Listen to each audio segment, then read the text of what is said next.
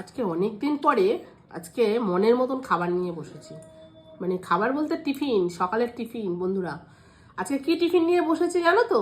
এই যে আমার 7টা রুটি যেরকম থাকে। ওমা, বল বল। এত খাবার তুমি খেতে পারবে আদৌ?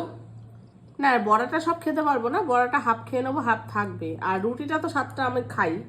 আর এই যে এক বাটি এখানে হচ্ছে তরকারি, যেটা ভালো জিনিস সেটা বেশি নাওনি। পেঁপে আলুর তরকারি, এটা দিয়ে হয়ে যাবে। সঙ্গে কলা আছে না, আবার এই যে ডিম আছে, ডিম সিদ্ধ? দুধটা এখানে রেখেছি, যদি লাগে তাহলে কেটে জাল দিয়ে নিয়ে আসবো। এখানে মানে গোটা রেখেছি, যদি লাগে তাহলে কাটবো। বন্ধুরা দেখো, দুধ, ডিম, কলা, কলার বড়া, সবজি, রুটি, কতগুলো খাবে তুই তো মা। জানিস আমার রোজ সকালবেলার খাবারটা একটু ফ্রেশ ভালো লাগে, মানে ভালো খাবার চাই। যেদিনকে কম থাকে আমার মুখ কালো হয়ে যায় সেদিনকে, তুই তো